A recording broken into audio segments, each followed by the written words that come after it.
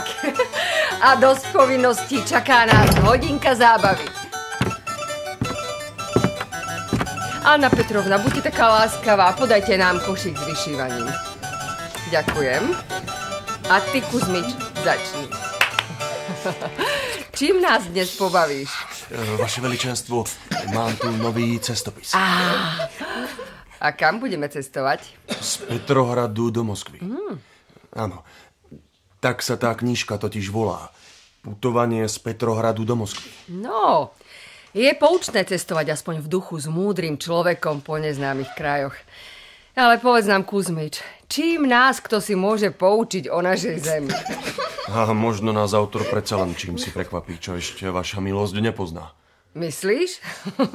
No dobre, tak putujme. Keď som odchádzal z Petrohradu, nazdal som sa, že cesta bude v najlepšom stave.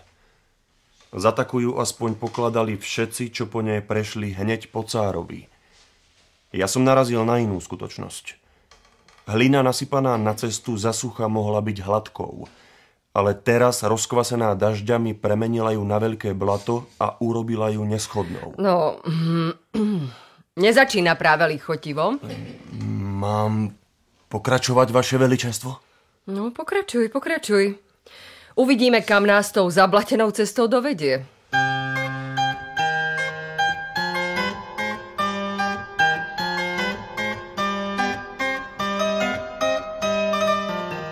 Rozhlas a televízia Slovenska uvádza rozhlasovú hru Mojmíra Grola Putovanie z Petrohradu do Moskvy.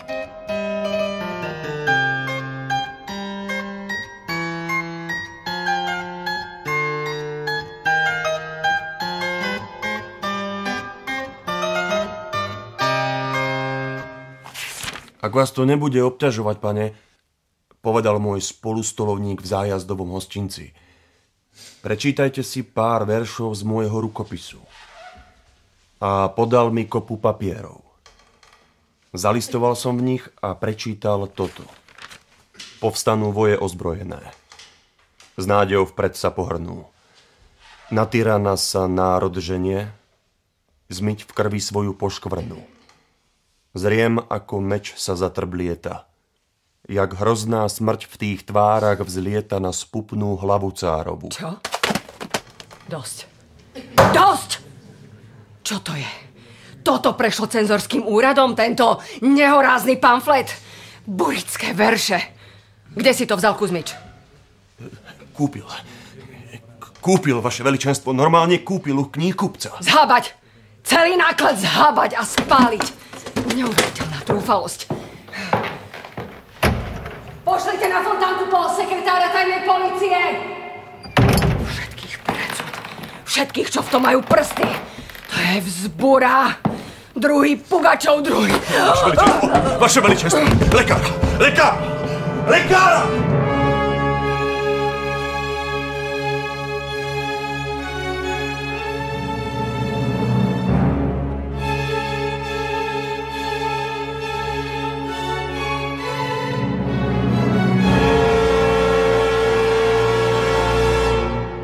Semyon.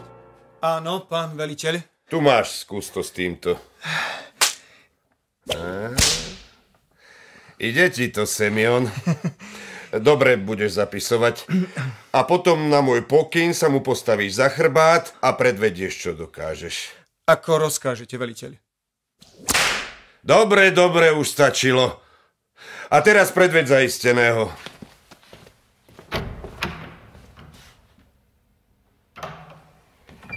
Dobré ráno, pán Radiščev. Pane, môžete mi prosím vysvetliť, prečo ma vaši ľudia vytiahli o polnoci z postele, zavreli v Petropavlovskej pevnosti do cely a teraz dovliekli sem ako dajakého zločinca? Nie, pane. Nie ako zločinca. Tak ďaleko ešte nie sme. Moji ľudia vás predviedli na malý rozhovor. Až z jeho priebehu vyplynie kvalifikácia vášho postavenia. Môžete si, prosím, vyzliec košeľu. Košeľu? Prečo? Predpis. Musím sa presvedčiť, či vás moji ľudia pri eskorte nezranili. Dobre, v poriadku. Nie, neobliekajte sa. Je tu dosť teplo.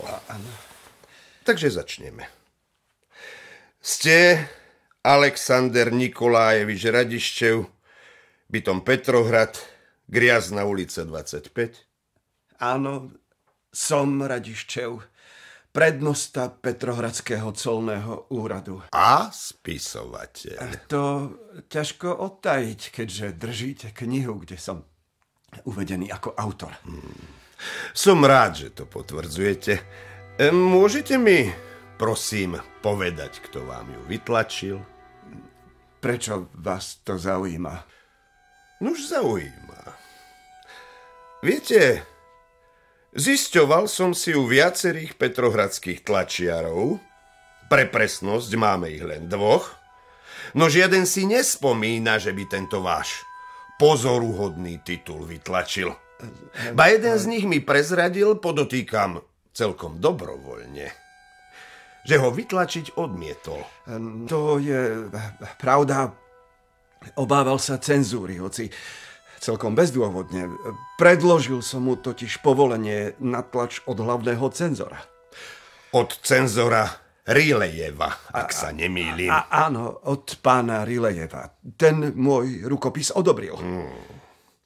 A viete, že ten pán už nie je cenzorom? To som nevedel. Každopádne, keď som rukopis predložil, cenzorom bol. Bol odvolaný. A viete prečo? Lebo nepostrehol to, čo postrehol vydavateľ, ktorý vás odmietol. Nepostrehol, že je to rukopis štvavý, podrývačný, burický. Tlačiar ho odmietol, no napriek tomu knižka vyšla. Kto vám ju vytlačil? Ja som si kúpil starý vyradený stroj. Sádzal som sám. Aj tlačil som sám. No, ťažko uveriť, pán Radiščev. Pozrel som si ten váš stroj. Jeho obsluhu rozhodne nezvládne jeden človek. Naozaj, ja sám... Semjon! Au! Čo to robíte? Toto je neprípustné. Je zakázané pri výsluchu väzňa mučiť. Ale, pán Radiščev, ja vás predsa nemučím. Vidíte tu niekde škripec či italiansku čižmu. Ak kutňu považujete za mučiaci nástroj, tak sa mýlite. Kutňa je totiž legálny prostriedok na osvieženie pamäti, ktorá vám očividne zlyháva. Dosť! Prestaňte, prosím. Bol to môj kolega z práce. Meno? Bogomilov. Volá sa Bogomilov. Ale prisahám, nevedel, o čo ide. Ten rukopis nečítal, verte mi. No, či ho čítal, či nie, tým sa teraz nebudeme zapodievať. Povie nám to neskôr aj sám. Takže knihu ste napísali, s pomocou kolegu vytlačili a dali do predaja. To priznávate. Áno, to je pravda. Za akým zámerom?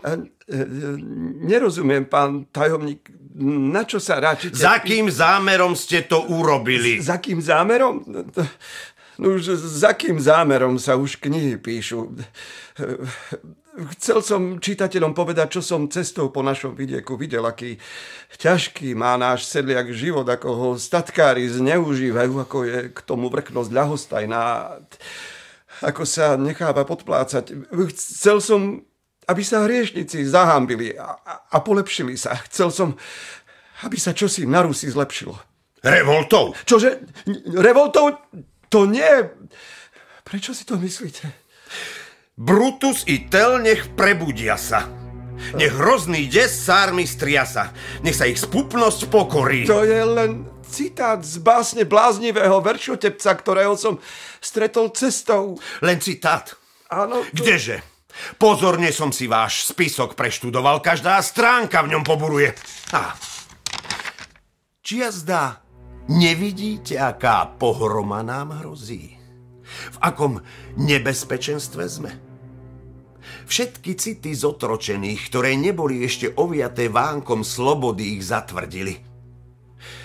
čím dlhšie budeme neochotní zbaviť ich pút, tým hroznejší budú vo svojej odvete. Nebudú mať zľutovanie ani s deťmi, ani so ženami. Toto nie je citát bláznivého veršotepca, ale priama výzva k revolte. To nie, ja len volám po spravodlivosti, po prirodzenej ľudskej slobode. Po zákonoch nesú už hociaké, no ktoré platia pre všetkých rovnako. Prečo hneď revolta? To sa dá docieliť aj rozumnými reformami. Napokon toto nie je len môj názor, také názory zaznievajú z diel mnohých európskych mysliteľov. Napríklad? Voltaire, Diderot. Stačí. Ďalších radšej nemenujte, lebo si len priťažíte. Semyon, protokolárne zaznamenaj. Predvedený sa dovoláva zakázaných francúzskych autorov a priznáva, že knihu písal po stotožnení sa s ich rozvratnými ideami. Rozvratnými? Nie, to nebolo môjim úmyslom. Ja som... Radištev, váš úmysel je jasnejší ako slnko. Ste v tom až po uši. Môžete si polepšiť, ak podpíšete dokument, ktorý som pripravil.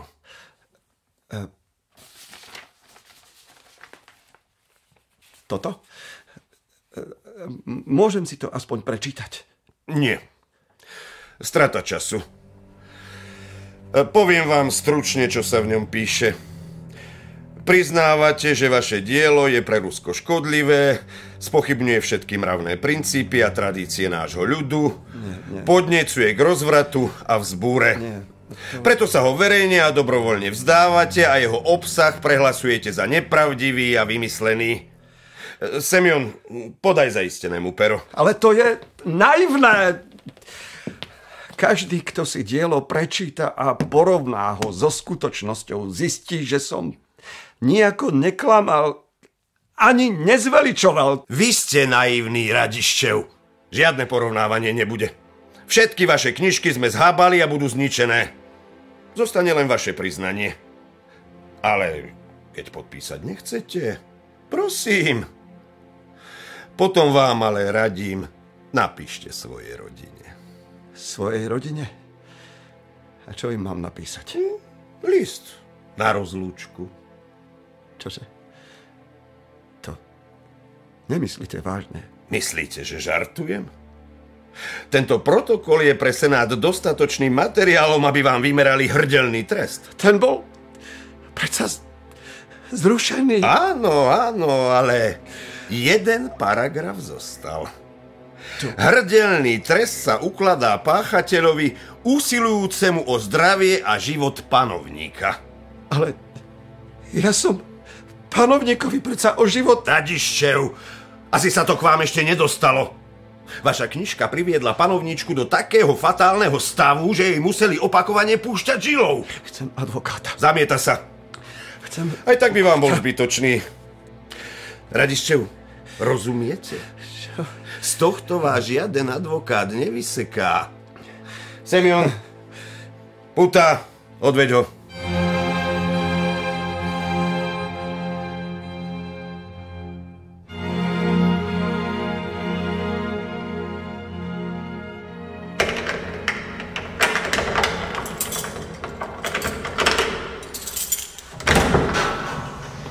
Alexander Nikolajevič, vraj ste si želali vidieť ma.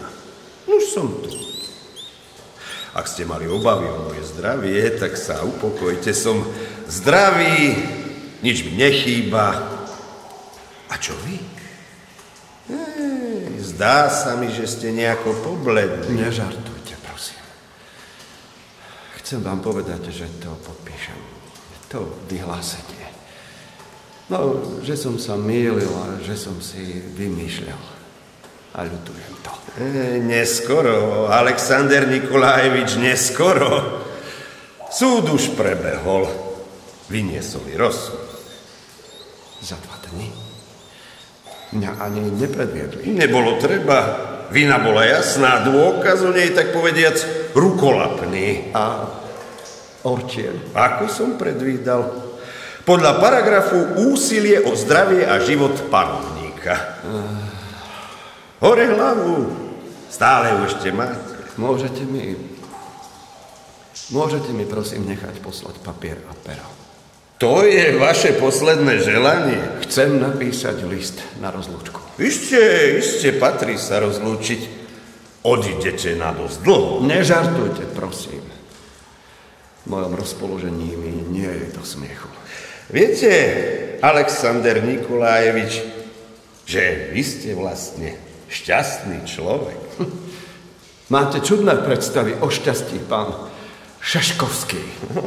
Ja by som na vašom mieste blahorečil nebesiam, pán Radištev. Za to, že ma tam onedlho privítajú? Nie. Za to, že stáli na strane Ruska. Útok Švédov sme na severe odrazili. Švédsky kráľ požiadal o mier. Skvelé. Ešte pred týždňom by ma tá správa aj potešila. Potešiť by vás mala aj dnes. Zachránila vám život. Prosím vás, o čom to hovoríte? Len počúvajte. Prečítam vám, čo naša milostivá vládkyňa pripísala na rozsudok, ktorý jej senát predložil. Radištevova vina je nespochybniteľná. Trest smrti je adekvátny. No z milosti a pre radosť všetkých, ktorí sa radujú, že naša veľká Rus víťazila nad zákernými Švédmi, mením vymeraný trest na 10-ročné vyhnanstvo. Nech tam odsúdenec dumá nad osudom sedliakov, ktorým sa mimochodom darí najlepšie na celom svete. Takže chystajte sa na dlhý výlet. Pôjdete do Ilískej pevnosti. Sám presne neviem, kde to je, vraj kde si v Irkutskej provincii. A ten list napíšte, lúčite sa na dlho.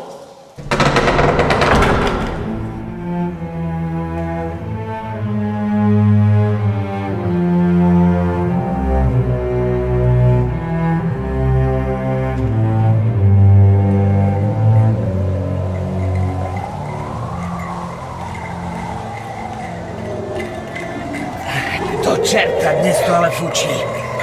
No veru. Tento rok prišla zima. Ako si zavčasu. Hej, nech vstávaj, ty zdochlia. To bude to, čo si myslíš, že ťa budem dvíhať? Čo sa to tam robí? Niekto zasa odpadol. Ťahajú ho zo záveja. Hej, seržant! Podajte hlásenie! Pán poručík, ďalší simulant. Hodil sa do záveja a nie vstať. Kto je to? Podľa čísla nejaký Radištev. Burič, šíriteľ podvratnej literatúry. Export do Ilimska. Poďme, Vasil, pozrieme sa na ňo. Odhrňte mu z tváre šatku. Vyzerá to na peknú horúčku. Horí ako fakra. To bude zápal pľúc. Ten teda do Ilíska sotva dôjde. Ten nedôjde ani po najbližšiu poštovú stanicu. Necháme ho tu? Nie. To je za posledné dni už štvrtý. Vrchnosť nemá rada veľké straty. Naložte ho na sane. Na stanici uvidíme čo a... No poď.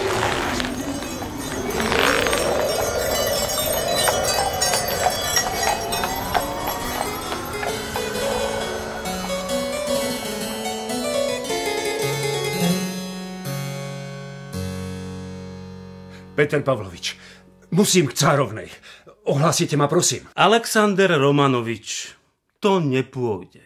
Jej veličenstvo nebýva nadšené, keď ju vyrušujú v jej voľnom čase. A čím takým dôležitým sa jej veličenstvo momentálne zapodieva, že nemôže byť vyrušované? Krmi vtáčiky v zimnej záhrade. Peter Pavlovič, toto je naliehavé. Nejdem za ňou starafatkami. No, ja neviem. Dnes nemá najlepšiu náladu. Tak, počkajte, skúsim to. Ale za nič neručím.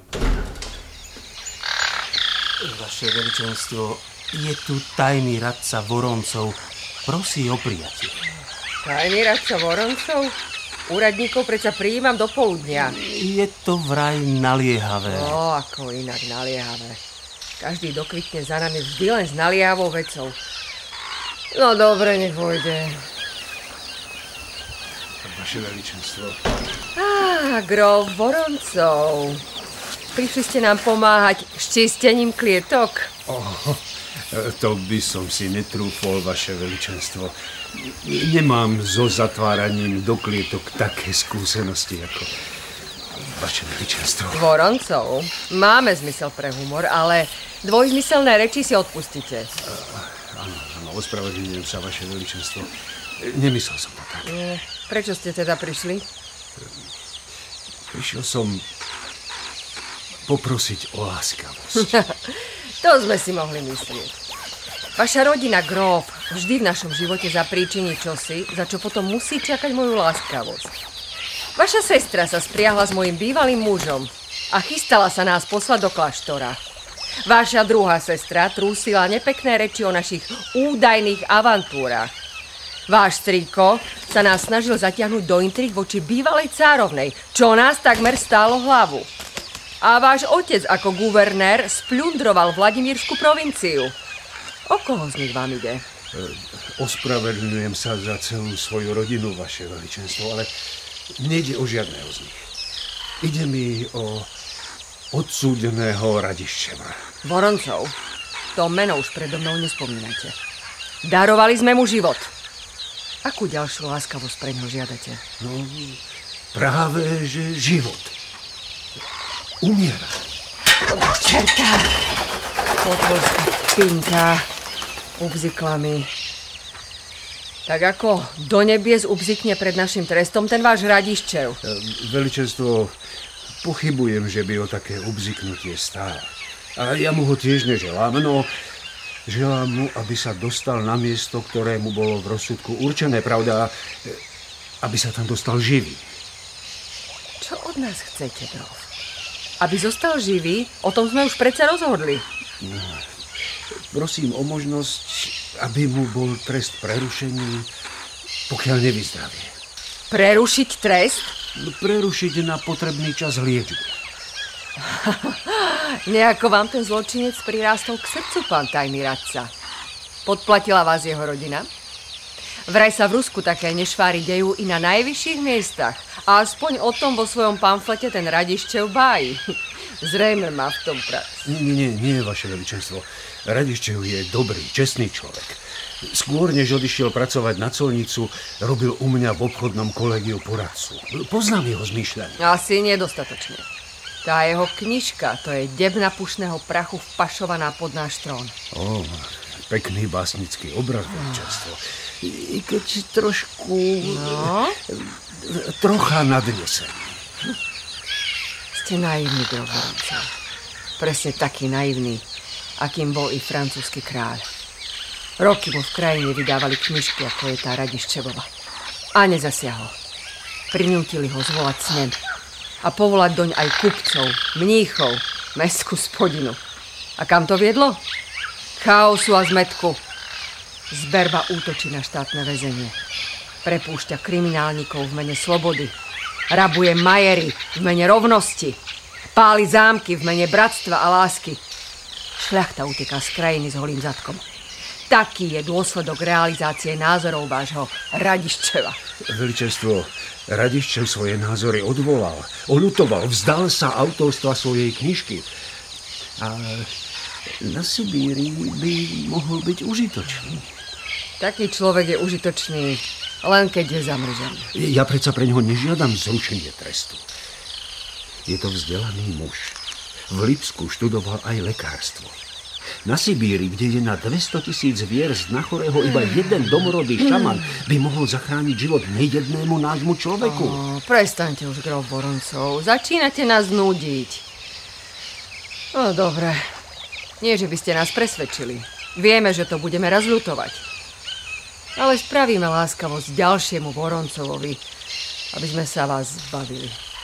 Kde ten rebel teraz dochyna? Na poštovej stanici 20 viest od Tobolska. Pošlite tobolskému gubernátorovi v našom mene rozhodnutie. Eskort Radiščeva prerušiť na potrebný čas liečby. Vaše veličenstvo je skutočne veľkorysé. Nelichoďte.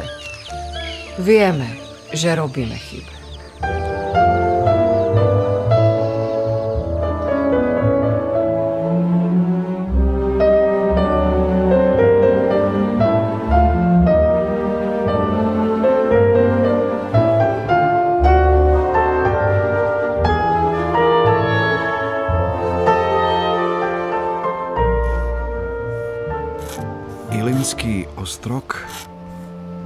januára 1791. Milá Alžbeta, drahé moje deti. Dnes, po mesiaci a 3 dňoch sme konečne na mieste, kde mám stráviť ešte takmer 10 rokov. Po tých nekonečne strastiplných týždňoch sa ako tak na mňa usmialo šťastie. Miestny felčiar pred mesiacom zomrel. Nasťahovali ma do jeho chalupy. Zanechal mi pár obväzov, skalpel, chirurgickú pílku a starostlivosť o zdravie asi 300 duší v okolitých usadlostiach. Nuž, šťastie, ak to tak možno nazvať. Mrzne tu poriadne. Miestni predpovedajú dlhú zimu. Odporúčajú mi narezať veľa dreva. Najprv si ale musím požičať nástroje, lebo chirurgická pílka sa na to asi nehodí.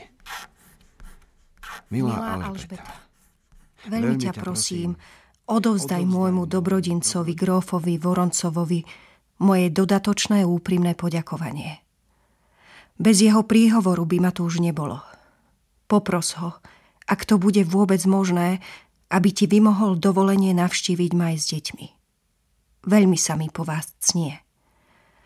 Drevenica po felčiarovi nie je žiaden luxus, ale na určitý čas pri všetkej skromnosti nám všetkým postačí.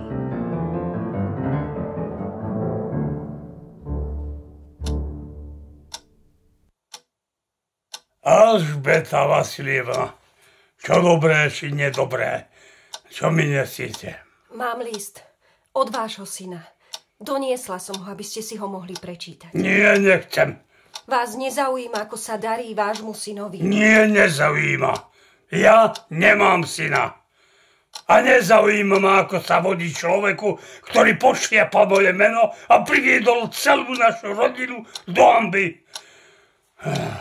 Tie jeho hlúpe písači. Všetci sa nám kvôli ním obracajú chrbtom, ako by sme mali mor. Moju ženu to takmer zabilo. Už 2 mesiace nevstala z postele. Pozdravuje vás. Veľmi sa mu cnie po rodine. Cnie sa mu po rodine? No nie. Zrazu myslí na rodinu. Ako len mohol. Sloboda. Sloboda pre chamrať. Aj vedia to celé. Chce, aby som za ním prišla aj s deťmi. Vy? Cudzia osoba? Nie som cudzia osoba. Som jeho švagrina. Po smrti mojej sestry sa už 7 rokov stará mojich detí. Prilnuli ku mne, ako by som bola ich matkou. Predsa len cudzia. Čudoval by som sa, keby ste mu vyhoveli. Ísť kam si na Sibír.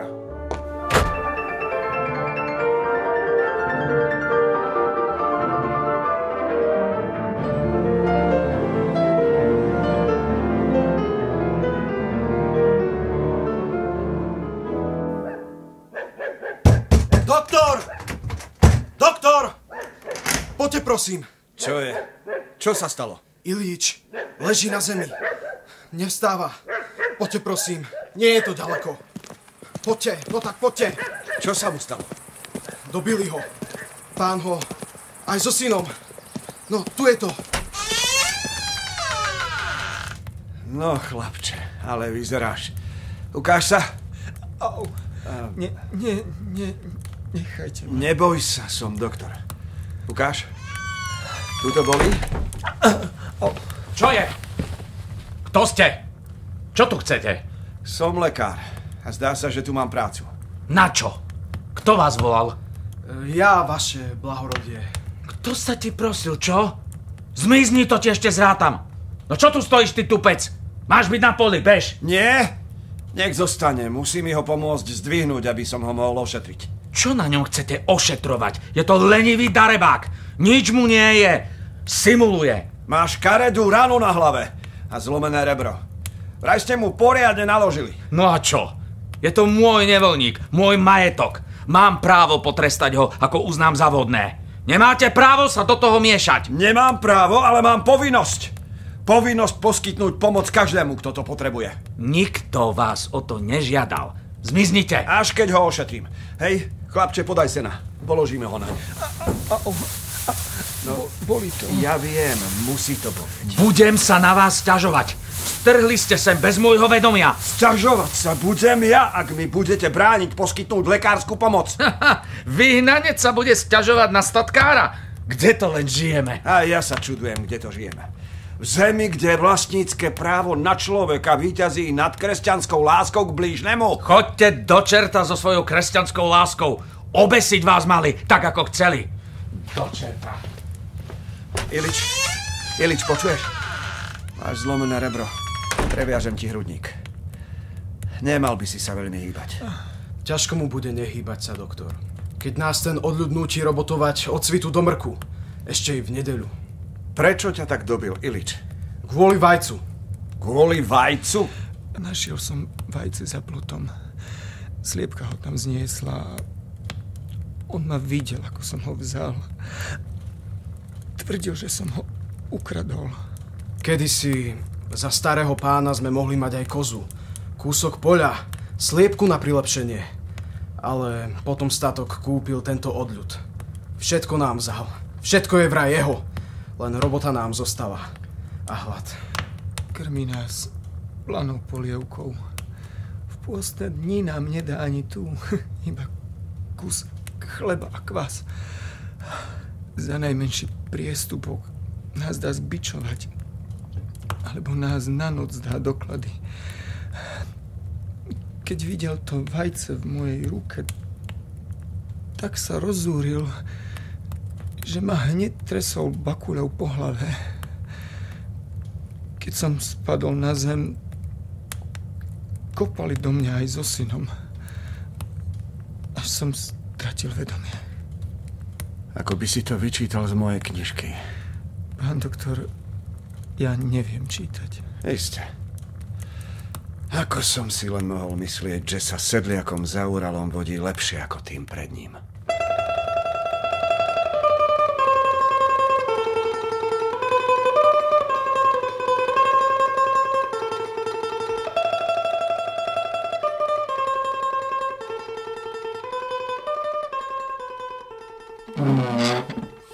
Alex, tak rozprávaj.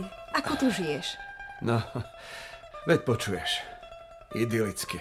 Teda v porovnaní s tým, čo som si vytrpel cestou, idylka. Bože, Alžbeta, taký som rád, že si prišla. I s deťmi. Teda aspoň s 2. Vasilij a Nikolaj zostali u mojich rodičov. Chodia do gymnázia, nechcela som ich brať. Múdro. Kaťušu a Pavlušu môžem učiť aj sám po večeroch. Ozaj, kde sú? Myslím, že obdivujú toho balalajkára na dvore. To je môj pomocník, Serioška. Prikladá do tej hlinenej opachy na dvore. Je to moja živnosť. Živnosť? Nerozumiem. Písal si, že máš lekárskú prax. No, praxou by som to nenazval. Sem tam sa vyskytne prípad, zlomenina horúčka. Vďačný pacient potom prinesie za košík vajec či plásty medu. Aj čo si ulovím. Ale z toho by som nevyžil. Tak som postavil tú opachu. Vypaľujem v nej riady. Serioška mi pomáha. Prikladá do pece a hľadá kupcov. Misku, za vrecko fazule, krčak za zajaca. Výmenný obchod. Mama, majú tu medveďa. Je v ohrade. Poď sa pozrieť. Pavluša, teta. Som tvoja teta. Áno, ja viem, teta, ale poď sa pozrieť. Pavluša, k tomu medveďovi sa nepribližuj, dobre? Choď pohľadať Kaťušu. My s tetou hneď za vami prídeme. Jasne. Je taký spontánny. Berie ťa ako mamu. Svoju ani nepoznal. Úboha Anna. Vieš, Alžbeta, vždy som obdivoval, s akou láskou si sa ujala mojich detí. Som ti taký vďačný. 10 rokov života pre cudzie deti. Čo to vravíš? Aké cudzie? No... Sú to moje deti. Teda, ako moje. Alžbeta, nechcem, aby si sa vracala. Chcem, aby si tu zostala. Alex, vieš, že to nejde. Priepustku mám na pol roka. To sa dá zariadiť. Zostaneš tu ako moja žena. No len, ak by si súhlasila. Ty ma chceš požiadať o ruku. Pozri sa, Alžbeta, ja viem. Mám svoj vek a 4 deti. Oni ťa berú ako matku. Prečo by som ťa ja nemal brať ako ženu? Viem, povieš si, že to chcem iba zo zištných dôvodov kvôli tým deťom, ale nie je to tak. A ako to teda je? Vážim si ťa. Si nám všetkým blízka, rozumieme si. V mnohom. Skrátka, neviem si predstaviť lepšiu ženu po svojom boku. To má byť vyznanie lásky? Bože, je to nemotorné, prepáč. Lepšie to povedať neviem. Alžbeta, prosím, vezmi si ma. No pravdu povediac, lepšie požiadanie o ruku som ešte nedostala. A lepšie od teba asi očakávať ani nemožno. Takže súhlasíš? Bože, som rád. Boskaj ma ako spečatenie nášho... Počkaj. Ešte som sa nevyjadrila. Myslel som, že to bolo jasné. Alexander, a ja si ťa vážim. Môžem povedať, mám ťa rada a neviem si predstaviť po svojom boku lepšieho človeka. Ale nejde to. Nie, to nehovor. Zabudol si? Som tvoja švagrina, sme rodina. Cirkev také manželstvá nedovoľuje. Potrebovali by sme dišpens od moskovského patriarchu. A ten... Nebudeme čakať na žiaden dišpens. Pôjdeme rovno za popom. Ale on predsa nemôže. Poviem mu, že si pestúnka mojich detí. To predsa nie je klamstvo. A potom už len oznámime okresnému náčelníkovi, že ako moja žena zostávaš. Už som ho aj predbežne oslovil. No nie. Tak ty si to už vopred plánoval. Oslovil si okresného náčelníka? Áno, oslovil. Nemal námietok. Oslovil si ho, no nevedel si, či budem súhlasiť. Vedel som to. Či nie? Bože, Alžbeta, som presvedčený, že to, čo sme si pred chvíľou povedali, cítime obaja rovnako.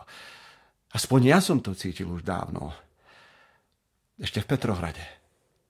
Iba, že som nemal odvahu to vysloviť. Chápem. Pre niekoho je naozaj ťažké sa vysloviť. Som rád, že mi rozumieš. Pre istotu to však vyslovím ešte raz. Alžbeta Vasilievna Rubanovská. Chceš povedať pred zástupcom Boha na zemi, rebelovi Radiščevovi, svoje áno? Alexander Nikolajevič, je mi ľúto, ale pred zástupcom Boha na zemi bude musieť povedať áno. Alžbeta, až sa mi srdce zastavilo. Áno. A teraz sa poďme pozrieť na toho medveďa.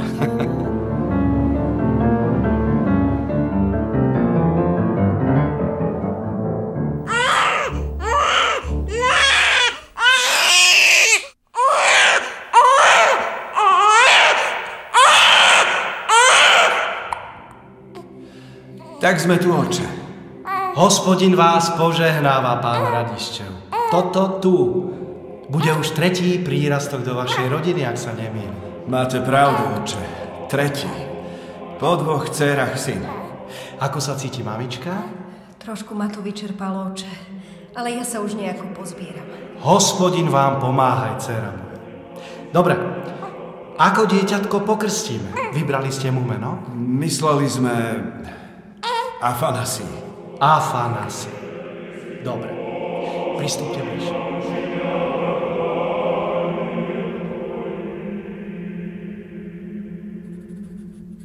Petrohrad, 3. november 1796.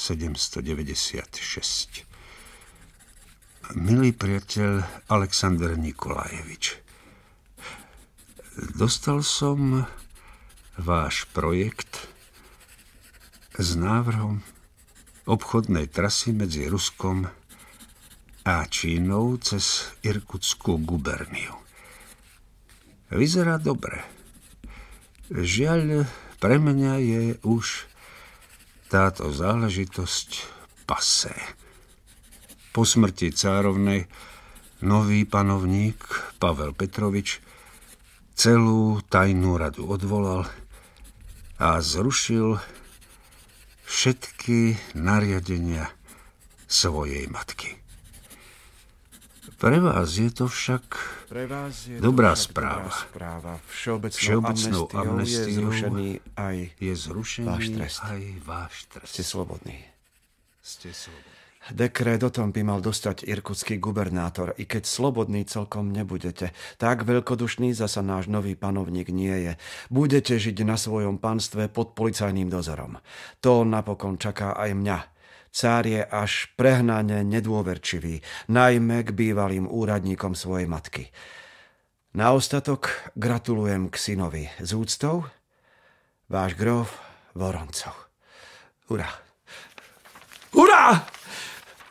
Alžbeta, deti. Čo je, Alex? Dostal si list? Balíme. Odchádzame. Čože? Áno. Prečo a kam? Amnestia. Ideme domov. Na panstvo do Nemcova. Deti, kde sú? Niekde vonku. Alex, myslíš odísť hneď? Hneď? Hneď? Na čo čakať? Ja by som ešte... Alex, som ešte dosť slabá. Alžbeta, sloboda. Sloboda. Už len to slovo prebúdza v človeku nové sily. Neboj sa. Vystelieme ti sane samou kožušinou. Budeš ako v perinke. Alžbeta, bude to dobré.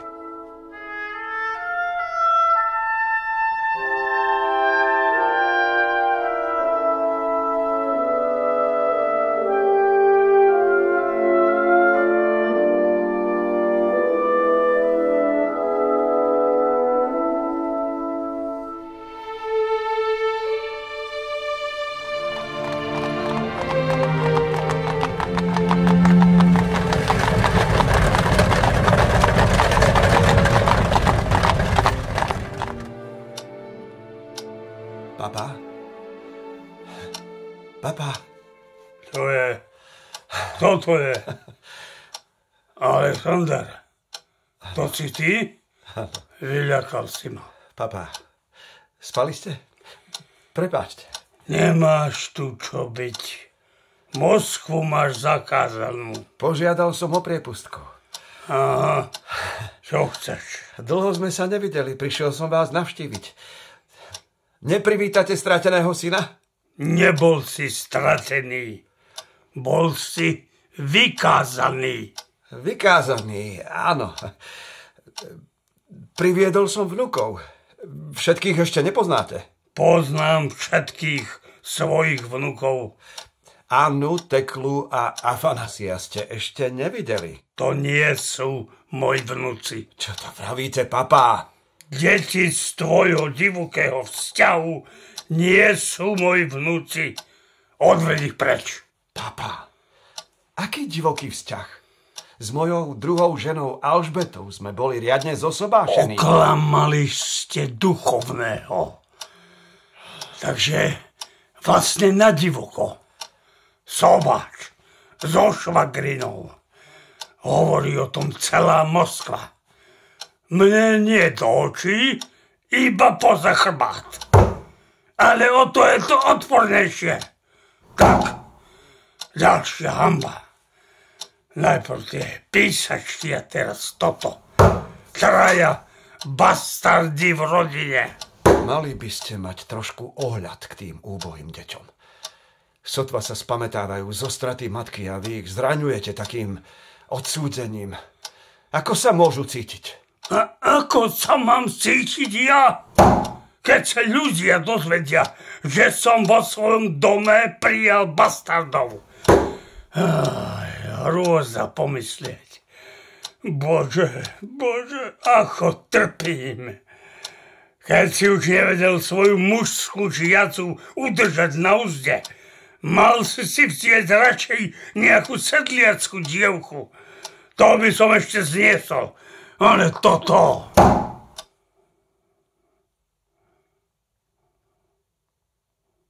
Hodiny tuším, zastali. Máte pravdu. Hodiny v tomto dome zastali. Stoja tak asi 100 rokov. A vy a i všetci vaši známi, čo ma ohovárajú poza chrbát, ste tú dobu prespali. Svet je už celkom inde. Odložil hlúpe konvencie, nezmyselné zvyky, staré spoločenské vzťahy. Je tu doba rozumu, nových myšlienok. Doba, čo usekáva panovníkom hlavy. Doba samozvancov, čo sa navzájom posielajú pod gilotínu. Doba chaosu a zmetku. Toto je tvoj ideál. Takto si to predstavoval. Hospodin, nedopusť na nás takú Sodomu a Gomoru. Chráň nášho gosudara, nech žije večne. Papa, nič ste nepochopili.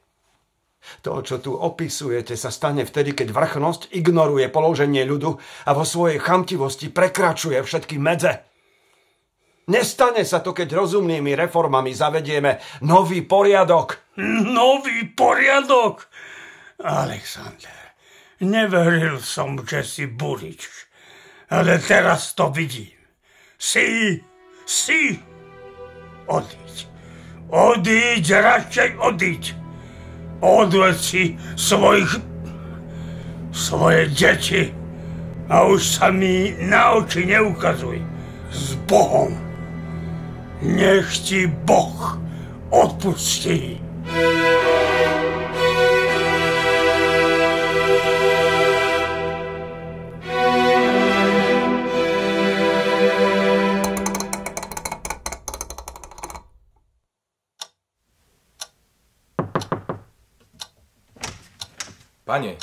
Pane, máme návštevu. Čože? Návšteva? K nám? Kto je to? Gróf Voroncov ráčili prísť. Mám ho vpustiť? Čo to pravíš? Bože môj. Samozrejme, to si mal povedať hneď. Alexander Romanovič, poďte. Taký som rád, že vás vidím. Vítajte v Nemcove. Vasilij, prines šampanské. Áno, pane. A ja vás rád vidím, Alexander Nikolajevič. Bože, ako dlho sme sa nevideli? No, 5 rokov Sibír, 4 roky policajná karanténa. Ako ste získali povolenie navštíviť väzňa? Alexander Nikolajevič, už žiadny väzeň. Cár Pavol sa pomýl. Áno, to sa k nám donieslo. A s ním i vaše domáce väzenie. Ste voľní? Máme nového sľubného panovníka. Povedal by som, nová nádej pohnúť stojatými vodami Rusy. S cárom Alexandrom, s obľúbeným vnukom Kataríny. Chápem vašu iróniu. Máte na ňu nárok. Ale mýlite sa. Alexander je mladý, otvorený všetkým novým myšlienkam. Dá si poradiť. Povolal ma k sebe a ponúkol mi ministerstvo obchodu. Takže všetko postaví. Nie. Jeho babka všetko sama držala v hrsti. Alexander chce vládnuť inak. Rozhodol sa zriadiť štátne inštitúcie a odovzdať im časť svojich právomocí. A chce spraviť čosi aj proti negramotnosti. Každý v Rusku by mal právo naučiť sa čítať. Všetko to sa zakotví v novej ústave. Nie je to skvelý zámer? No, ak sa dobre pamätám, neplánovala to isté spraviť aj cárovná Katarína, ba ustanovila aj prípravné komisie. No napokon? Viem, ale potom vypukla vojna s Turkami. No áno, vojna. Vždy sa nájde nejaká zámienka. Pravda je taká, že sa zľakla toho, čo tá jej komisia žiadala. Ona snívala o povesti reformátorky. V skutočnosti ale žiadne reformy nechcela. Cár Alexander ich chce. Je pevne odhodlaný s Ruskom čosi urobiť. Už aj vymenoval predsedu prípravného výboru. Poznám ho. Gróf Zavadovský. Spomenul som mu vaše meno. Moje meno? Na čo? Chce vás za člena. S návrhom na členov komisie už bol aj za cárom. Nie, to neprichádza do úvahy. Alexander Nikolajevič, Chápem vašu skepsu, ale verte, všetko sa zmení. Počujete? Aké symbolické. Ako by vaše hodiny potvrdzovali, čo vravím. Nastávajú nové časy.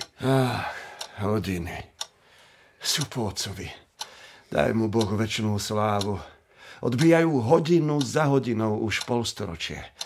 Za tú dobu ešte nikdy nové časy neodbili. Aspoň pre vás osobne však áno. Cár vás do komisie povoláva. Je to veľká podsta. Pane, nesiem to šampanské. Vasilij, skoro som zabudol. Od dnes musíš svojho pána oslovovať zasa pán Grof. Náš milostivý panovník mu odobratý šľachtický titul opäť vracia. Tu je dekret. Daj ho správcovi domu, nech ho nechá zarámovať. Ako ráčite. A vám, vaše blahorodie, úprimne gratulujem. No tak, už otvor tú fľašu, Vasilij. Alexander Nikolajevič, teraz už nemôžete odmietnúť poverenie. Na nášho panovníka a na našu spoluprácu pri obnove Ruska.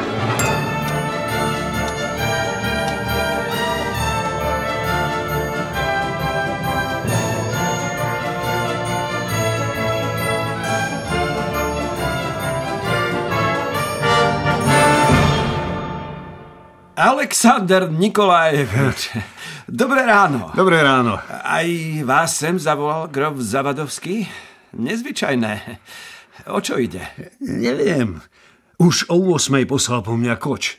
Asi nejaká inštrukcia od panovníka. Prečo tú inštrukciu, ak sa týka vás, nepovedal cár rovno vám? Viete, niektorí ľudia okolo cára majú k nemu bližšie než iní. Aha.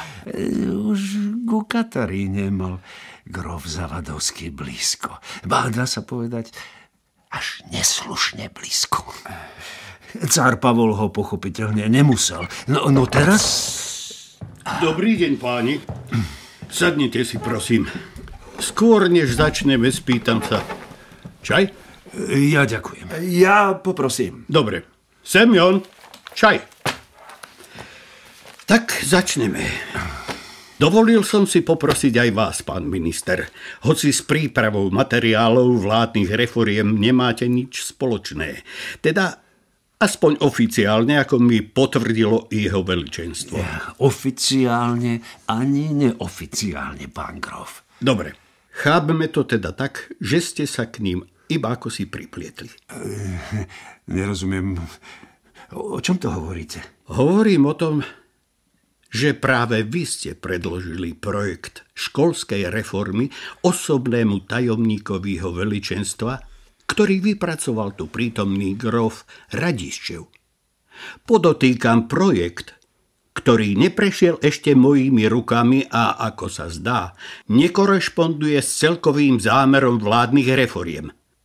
Jeho veličenstvo očakáva jednotný, ucelený, vyvážený dokument, nie nejaké čiastkové a subjektívne úvahy jednotlivých členov komisie. Asi ste si to neuvedomili, grof Radiščev, keď ste svojho patrona požiadali o taký neobvyklý krok, však? Naopak, pán grof. Uvedomoval som si to s plnou vážnosťou. Vážne? Potom ale nechápem. Keďže dovolím si poznamenať, dosť presne poznám vaše názory. Chcel som, aby sa s môjim projektom jeho veličenstvo zoznámilo skôr, než prejde korektúrami vo vašej kancelárii. Preto som poprosil. Môžem vám oznámiť, že jeho veličenstvo je veľmi nespokojné s takýmto postupom. Vyjadrilo mi svoje hlboké sklamanie, ako sa dodržuje služobná subordinácia.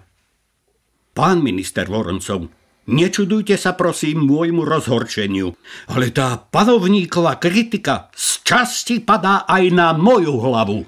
Pán grof, ak som nejako pochybil... Dosť podstatne ste pochybili. Príjmite moje ospravedlnenie, prosím. Panovníkovi sa ospravedlním osobne. To bude veľmi žiadúce. Ešte raz, prepáčte. Ak už na mňa nemáte žiadne otázky, rád by som sa vzdialil. Iste. Vás už nechcem zdržiavať. Pravda, s pánom Radiščevom ešte chvíľu posedíme. Bolo mi cťou. Aj mne. Pán Radiščev, nedáte si cukor? Budete musieť prehltnúť dosť horkú pilulku. Ste veľmi pozorný, pán Grof, ale nesladím. V živote hltám horké pilulky jednu za druhou. Zdá sa, že ste celkom duchaplný človek, hoci ten váš projekt sa mi duchaplným ani trochu nezdá. Ja viem. Preto som aj... To ste mi už povedali.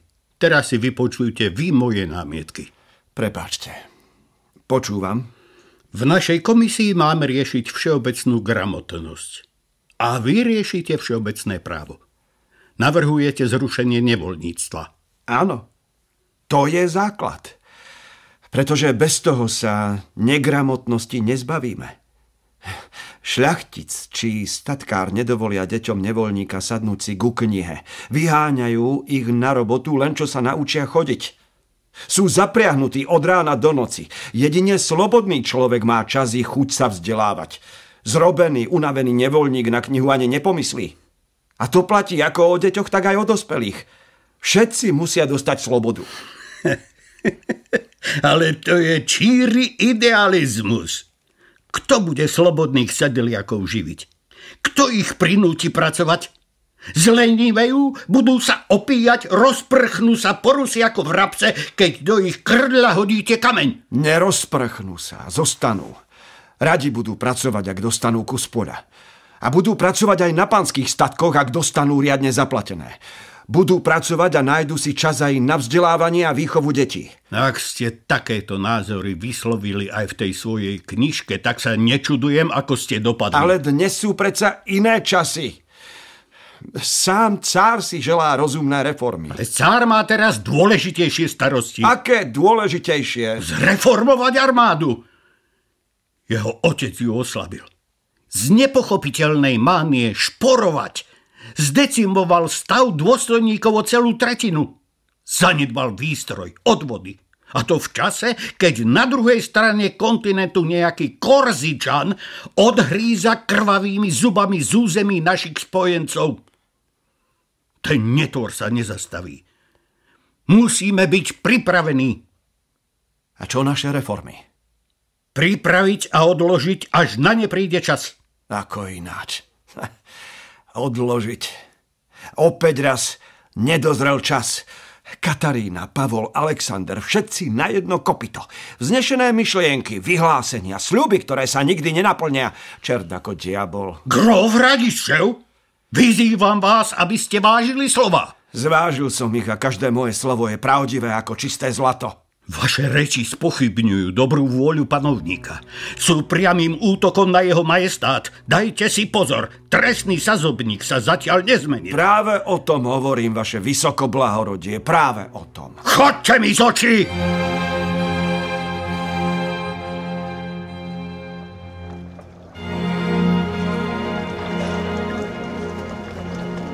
Pavluša, čo tu robíš, chlapče? Prišiel som po teba, papa. Ráno, keď si odchádzal do komisie, si nevyzeral veľmi dobre. Mali sme o teba obavu. Ako sa cítiš? Ako sa cítim? Mizerne. Niečo nepredvídané v komisii? Nepredvídané? Všetko predvídateľné. Všetko som predvídal ešte skôr, než som do tej komisie vstúpil. Chyť sa ma, papa. Zatočila sa ti hlava? Si v poriadku? V poriadku, Pavluša.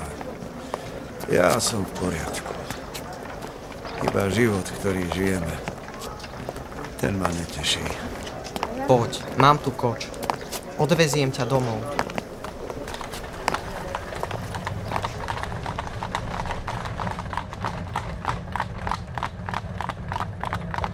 Papa, tá práca v komisii ťa veľmi vyčerpáva. Mal by si sa jej vzdať. Netreba sa vzdávať, Pavluša. Komisia skončila. Všetko je pominuteľné. Všetko dočasné. Iba dve veci tu budú pre ruského človeka večne. smrť a samodržavie.